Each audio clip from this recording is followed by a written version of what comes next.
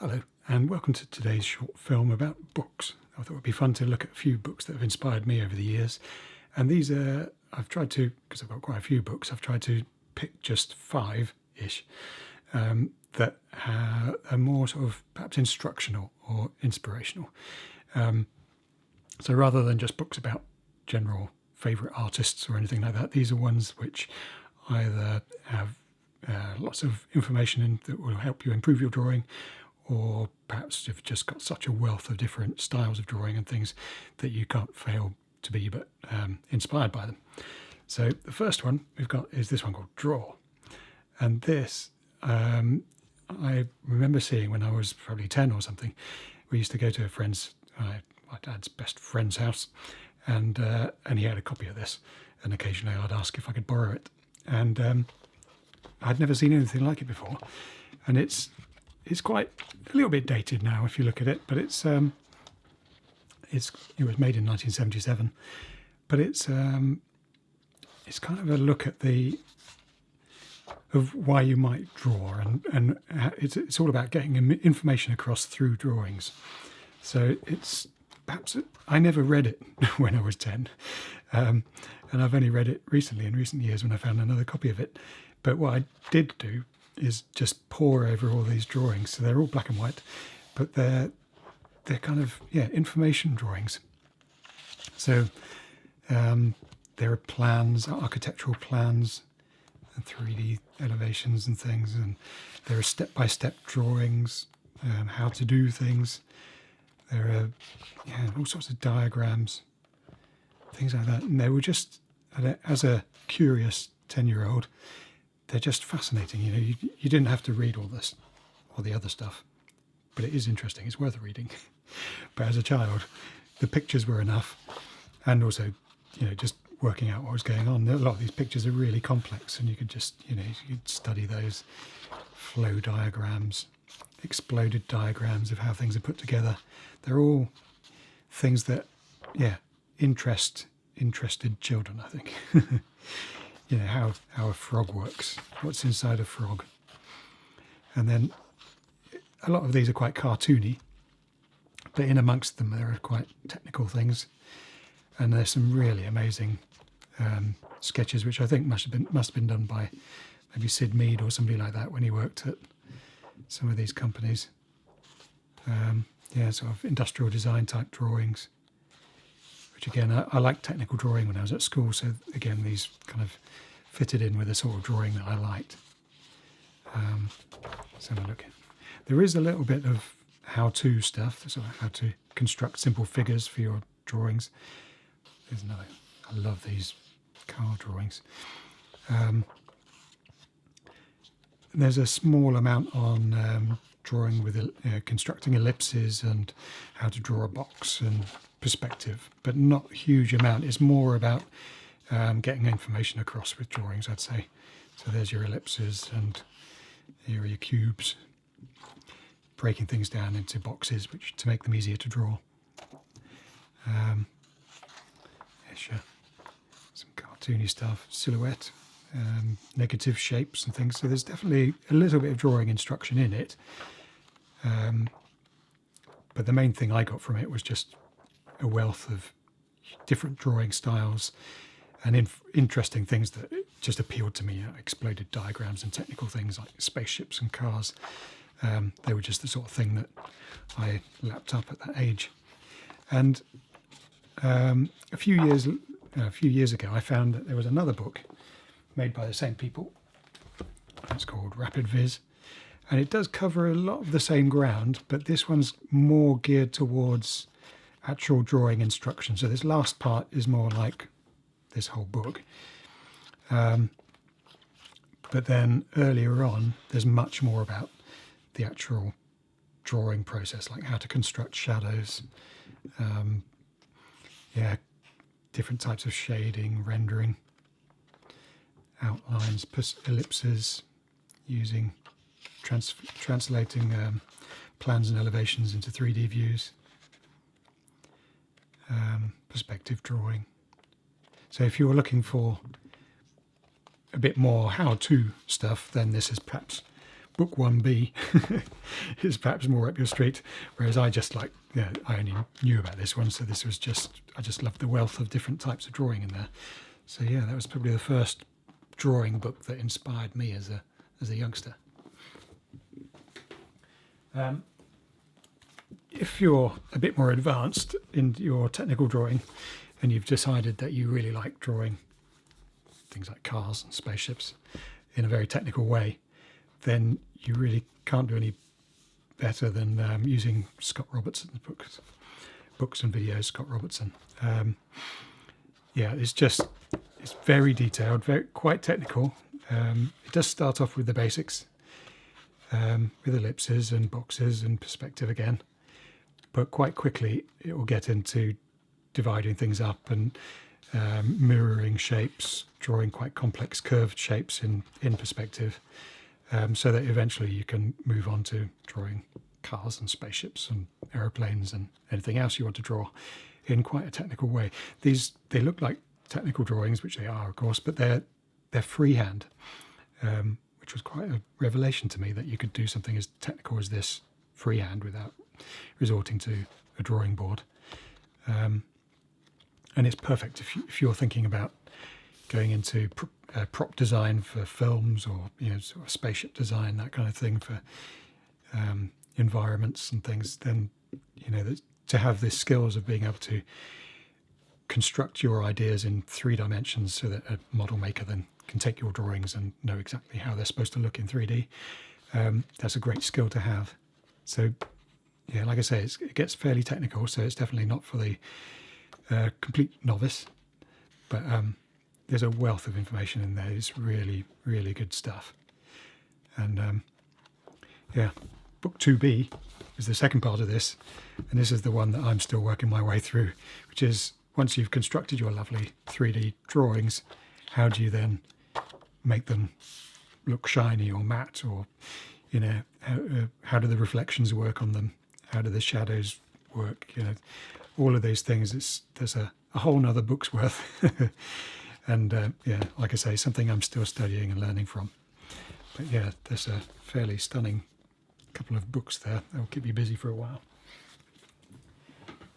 If you're perhaps more interested in cartoony type drawings, then maybe this one's more up your street. And this is kind of how to draw cartoony stuff. And these are a collection of tutorials which are all available online for free, brilliantly, which is very, very generous of the artist. And so you'll be able to find all of these things online if you can't find the books, or can't afford them, or you just want to have a look. And as you can see, it's just a page on how to draw tentacles, or how to draw horns, or breaking characters down into simple shapes. And then there's the character shapes, important stuff. It's just, again, as with the other one, there's just so much information in there. It's just stunning. Just one of these books would keep you busy for many years if you were to study each page and learn how to do each page properly. It's just staggering that one person has got so much information and skill in their head to be able to churn out not just one of these books. Here's book 2, which is even more good stuff. So there's stuff on rails, staircases, baskets. Who'd have thought there was so much to learn with looking at baskets and how baskets are constructed, or pillows and cushions. Your composition when it comes to laying out could be a shot in a film or something, or a comic strip. Vines, mountains, more composition stuff. It's just chock-a-block full. And in amongst that, there are some really lovely drawings of things like galleons and crazy cars. Really good. And there's a third one of these on the way at the moment. So it's, again, that's book 3, A and B, and there's a C on the way. These next books, less in the way of kind of instruction books. They're more books that are really chock full of lots of different styles. That's what I like to see. lots of different artists tackling the same subject, because then you can see, you know, when one person looks at a building, he sees it in a completely different way to somebody else, and another person will have another way another take of it. And I find that really interesting to see. So the urban sketchers, there's a movement that started a few years back on the internet, and the basic idea is that groups of people that like going out and about and drawing meet up together once a month or so in their local town, have a wander about with their sketchbooks, sketching stuff that catches their eye for an hour or two, and then all meet up in a lovely cafe, eat some cake, and look at each other's sketchbooks. And it's just purely not to see who's best, it's purely to see how 10 different people maybe have seen the same subjects, you know, you can see the world through their eyes, and that's a lovely thing. So this book, I think it was the first book made by the group, is just a collection of drawings from all over the world with a theme. So there's people in action. So how do people draw people? How do people draw trees? How do people draw buildings, vehicles, boats, all of these things, the harbour side. I just find it really, really interesting to see, just to be able to compare how people have tackled these subjects. And it just goes to show that, you know, although I'm making drawing videos and how to draw videos, you know, that I sometimes do a disclaimer when I'm doing a live drawing class, and I always say that although I'm going to give you a drawing lesson now, I'm not teaching you how to draw properly. I'm just going to give you a few tips that I use to draw realistically, but that doesn't mean that that's the proper way to draw. That's just one way of drawing. And as you can see from this book, you know, there's 100 different ways to draw. Maybe perspective could be skewed all over the place in a sort of fantastical way to emphasize the chaos of a busy street. And it's just as effective, or maybe more effective, than sticking to rigid rules about vanishing points and those kinds of things. So that's a very important lesson, I think. It's important to see that, you know, there's loads of drawing tutorials and videos and books, but they're just one way of doing something, and they're useful things to know about. But once you know them, you can throw them out the window and do your own thing, or pick and choose which bits work for you. So that's I find this a very inspiring book to look at. It just when I see somebody has drawn something in a particular way, I just think, I must dig out my watercolours and see how that works on some slightly off white paper, and maybe how does pen and watercolour work instead of just using the pencil and watercolour that I usually do. Or perhaps I should have a go at some inks or gouache. Yeah, I just flicking through this for a while, it just makes me want to get my drawing tools out and have a go at some drawing. So I can highly recommend that. And I also recommend, if you fancy doing some drawing, find your local urban sketchers group. They're always very friendly, and go out and do some sketching with them once everything's safer. And but I think sketching outdoors is fairly safe these days if you keep your distance. And last but not least are these art of books, in particular the Pixar ones.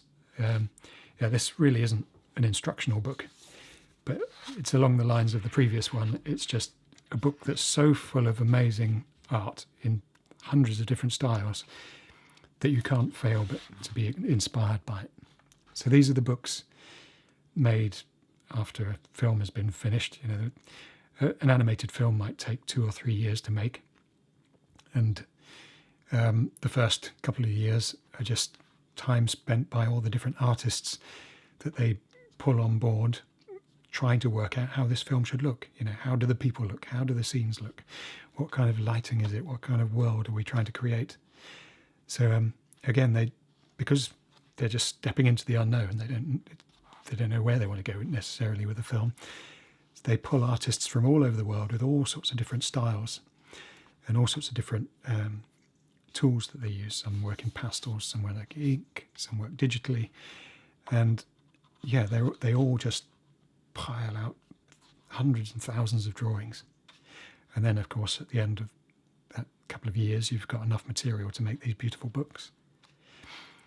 So again, they might do a field trip to, this is the Ratatouille one set in Paris. So they also took a trip to Paris and went around sketching and collecting photos of all the things that caught their eye. What makes Paris different to other cities? Even the style of the lampposts and the signs on the streets, and then of course what makes food look delicious. All of that kind of thing. What kind of environments in a kitchen, and in a big chef's kitchen, what kind of environments can you get out there for your scenes? What do the characters look like? Sometimes model making. And it's just, it's just a wealth of beautiful drawings in these books. And although I'm listing this as one book, but I have a whole set of them for each Pixar film. And they're lovely rats. Let's have a look at the monsters one before I finish. So yeah, each one is just as beautiful as the last. You can't go wrong with any of them. It's just fantastic to see, something like a subject like monsters, something that doesn't exist. What does a monster look like? And ask 10 different artists, and you'll get 10 completely different answers on what a monster looks like. Ask 10 different children what a monster looks like, you get 10 different answers. So it's, I think if you're looking for a present for somebody who likes drawing, I think one of these would be much appreciated. So I hope you've enjoyed looking through some of my favourite art books. I'll do a few more because I've got a big shelf full of stuff to look through. But maybe I'll pick a theme each time. And happy drawing. Let me know your favourite books in the comments.